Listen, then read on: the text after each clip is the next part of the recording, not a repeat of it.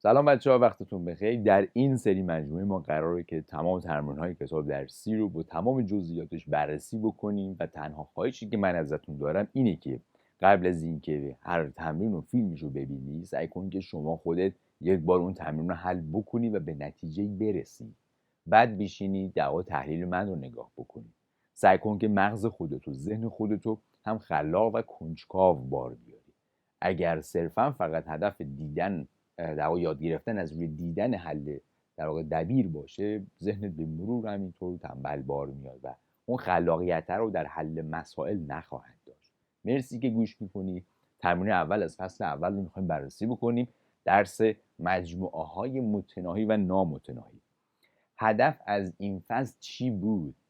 هدف از این فصل این بود که شما درک بکنید که یک مجموعه رو اول اینکه ما میتونیم به صورت بازه نشون بدیم. حالا این بازی میتونه که یه محدوده ای رو شامل بشه که یعنی متناهی بشه، مثلا یک مجموعه خاصی باشه، یه تعداد خاصی باشه توی این مجموعه، یا مثلا میتونه که در واقع میشه یه مجموعه رو ما داشته باشیم که نامتناهی باشه، یه مجموعه نامتناهی باشه که وقتی به صورت در واقع توی مجموعه می‌خواستیم بیان بکنیم در سال نهم 3 تا نقطه می‌ذاشتیم تهش. اوکی، خب با هم بررسی می‌کنیم. در تمرین یک گفته فرض کن یو مجموعه تمام مضرب‌های طبیعی عدد 5 باشه. خب مضرب چی بود؟ مضرب یه عدد رو ضرب اعداد طبیعی کن، یعنی ضرب در 1 2 3 4 بعد الی آخر. خب 5 ضرب در 1 میشه 5، ضرب در 2 میشه 10، ضرب در 3 میشه 15. پس در نتیجه مجموعه یو رو ما میتونیم بنویسیم. کدوم میشن؟ 5 10 15 الی آخر. این قسمت الف گفته یو رو با نمایش اعضاش نشون بده. این یو با اعضاش. یو متناهی یا نامتناهی؟ ببینید وقتی 3 تا نقطه میبینیم یعنی نامتناهی. یک زیر مجموعه متناهی از یو بنویسیم. یک مجموعه متناهی از یو بنویسیم. خب یو که نباید باشه، بذاریم مثلا اسمشو آ. آ مساوی است با مثلا میتونیم 5 بذاریم اینجا. خب یه زیر مجموعه متناهی از در واقع میشه گفت که این مجموعه یو بیان کرد، یا اصلا میتونی توهی بذاری، هیچی نذار داخلش. توهی هم یک زیر مجموعه متناهی از این در واقع مجموعه یو هست. پس قسمت ب رو رفتیم، یو رو گفتیم متناهی، پ هم رفتیم، ت. دو تا زیر مجموعه نامتناهی مثال بزن. دو تا زیر مجموعه نامتناهی بگو از این که یکیش زیر مجموعه یکی دیگه باشه.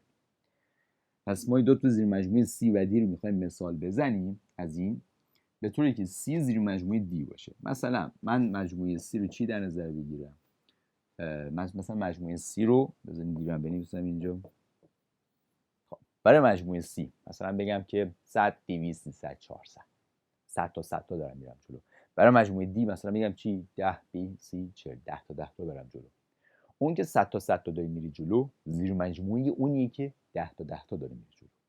قبوله؟ همین. پس سی میشه چی؟ 100 200 300. این میشه چی؟ 10 20 30. این حل تمرین یک. خیلی جالب بود، نکات خاصی رو اشاره میکردش. و اما در قسمت دوم، در تمرین دوم گفته متناهی یا نامتناهی بودن مجموعه زیر رو مشخص بکن. خب مجموعه اعداد طبیعی به نظر شما متناهی یا نامتناهی؟ آفرین، نامتناهی. مجموعه شمارنده های طبیعی عدد 36 متناهی یا نامتناهی؟ شمارنده چی بود؟ شمارنده اعدادی بود که در واقع این 36 برش بخش پذیره، یعنی از خودش شروع میشه به یک تمام میشه. از خودش شروع میشه به یک تمام میشه. پس در نتیجه یه جایی خاتمه پیدا میکنه، یه سری اعداد مشخص هستن. پس این میشه چی؟ مجموعه متناهیه. باز 1/4 تا 1/2 باز. این متناهی یا نامتناهی؟ این خیلی مهمه. در سوالات مختلف ازش سوال طراحی میشه تو آزمون‌های آزمایشی و حتی در تست کنکور سرسری. این خیلی مهمه که شما درک بکنید که در یک بازه مثلا بین 1 و 2 اون وسط بی نهایت عدد کسری در واقع گویا و اعداد گنگ هست. پس بین 1 و 2 اون وسط بی نهایت اعداد گنگ و گویا قرار داره. پس این بازه هر زمان بازه دیدی نامتناهیه و تمام. ت ای رو گفته که x x هایی که عضو n باشن به شرطی x بین 1 و 2 باشه. خب x عضو n باشه قالبش چیه؟ اعداد طبیعیه. اعداد طبیعی بین 1 و 2 اعداد طبیعی داریم؟ نه نداریم. پس در نتیجه یک مجموعه متناهیه. چیه؟ توهیه. فقط توهی. سه چی گفته؟ گفته مجموعه مضرب‌های طبیعی عدد 100. خب مضرب‌ها رو در تمرین قبلی هم داشتیم. ضرب در اعداد طبیعی می‌کنیم 100 رو. ضرب در 1، ضرب در 2، ضرب در 3، ضرب در 4 و الی آخر. این یک مجموعه نامتناهی محسوب میشه. پس مضرب‌های یک عدد نامتناهیه، اما شمارنده‌های یک عدد متناهیه. اینو لطفاً حواستون داشته باشید. دو مجموعه نامتناهی مثال بزن که اشتراکشون مجموعه چی باشه؟ متناهی باشه. خب دو تا مجموعه نامتناهی میخوام مثال بزنم. مثل چی؟ از صفر بسته تا مثبت بی‌نهایت و همچنین از صفر بسته تا منفی بی‌نهایت.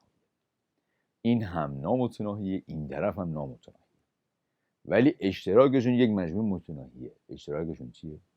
صفر. همین. در قسمت 4 حاصل هر یک از عبارت‌های زیر رو میخوام رو محور هم رسم بکنیم. با رسم بازی‌ها اینا رو روی یک محور به دست بیاریم. خب اول اینکه اگه بتونی ذهنی این کار انجام بدی خیلی عالیه، خیلی خوبه. سعی کن که خود ذهنی انجام بدی. تمرین کن. دیگران میتونن، پس تو هم میتونی. ولی خب من اینجا روی محور دونه دونه بررسی بکنم. آقا -3 تا 0 رو داشته باشیم. این -3، این هم 0. -3 باز، 0 باز. این از این. مورد بعدی چیه؟ -2 باز تا 5 بسته. در قسمت الف میگه که این نماد چی بود؟ اجتماع بود. آقا اجتماع این چی میشه؟ میشه -3 باز تا 5 بسته. -3 باز تا 5 بسته. این از این. به چی گفته؟ منفی بی نهایت تا 6. ما اینجا 6 اینجا در نظر بگیریم. 6 بسته هم هست. منفی بی نهایت تا 6 بسته اشتراکش رو میخواد از 2 تا 9.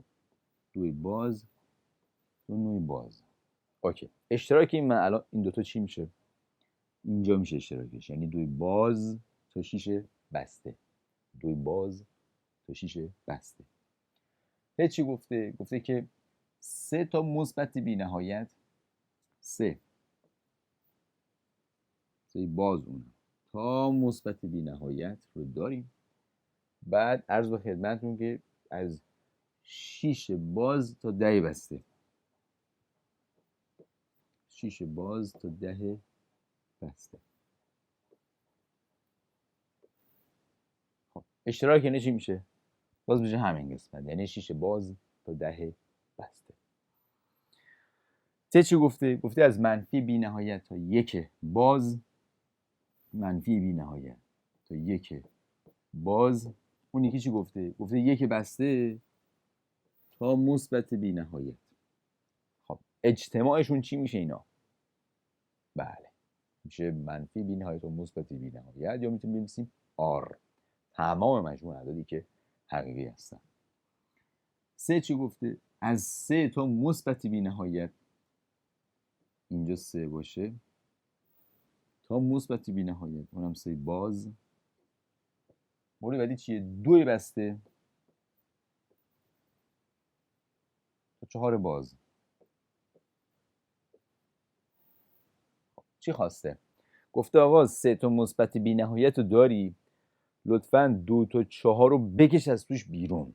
خب اگه قرمزه ازش بکشی بیرون چی میمونه؟ میشه 4 بسته تا مثبت بی نهایت. ببین باز رو داری میکشی بیرون، باز رو میکشی بیرون، بسته میمونه. پس میشه 4 بسته تا مثبت بی نهایت. این از قسمت 3. مورد جیم چی گفته؟ باز گفته 2 تا 4، 2 بسته تا 4 باز. اینجا 2 باشه، اینجا مگه 4 باشه. گفته 2 بسته تا 4 باز ردیفه. بعد چی گفته؟ 3 باز تا مثبت بی نهایت. 3 باز تا مثبت بی نهایت. خب چی گفته؟ گفته آقا 2 بسته تا 4 باز رو داری، این 3 باز تا مثبت بی نهایت آبی از توش بکش بیرون. آبی از توش بکشی بیرون چی میمونه؟ 2 بسته تا 3 بسته میمونه، چون شما بازو داری میکشی بیرون. وقتی بازو میکشی بسته اینجا میمونه. پس میشه 2 بسته تا 3 بسته. اینم از این تمرین خیلی جالبی بود و یکی از تمرینات در واقع امتحانات نهاییتون هم هست. یکی از سوالات امتحان نهاییتون هم هست این سوال. خب 5 چی گفته مجموعه آر منهای 3 رو روی محور نشون بده و سپس آن رو به صورت اجتماع دو بازه بنویسه. خب آر منهای 3، ببینید اینجا اگر مثلا 3 باشه 0 1 2 3 4 5 6 3 توی بازی نیست. آر منهای 3 این میشه چی؟ آر منهای 3 فقط نیست. گرفتین؟ این میشه آر منهای 3. وقتی میخوایم به صورت بازه رو نشون بدیم چیکار میکنیم؟ میگیم منفی بی نهایت تا 3 باز، درسته؟ منفی بی نهایت تا 3 باز اجتماعش با 3 باز تا مثبت بی نهایت. منفی بی نهایت تا 3 باز تا مثبت بی نهایت. سوال ششم چی گفته؟ گفته اگر A زیر مجموعه B باشه، یه A داریم که زیر مجموعه B و B مجموعه متناهی باشه. یعنی چی؟ ببین ما یه مجموعه‌ای داریم به اسم B که این متناهیه. حالا A داخل اینه، فرض کن A اینجاست. به نظر شما A متناهی یا نامتناهی؟ A اینجا حتما باید که متناهی باشه. چرا؟ چون خود زیر مجموعه مجموعه متناهیه. این زیر مجموعه مجموعه متناهی، پس این باید یک مجموعه متناهی باشه. بله، تمرین اول رو رفتیم، بخش اول رو رفتیم. بریم برای بخش بعدی.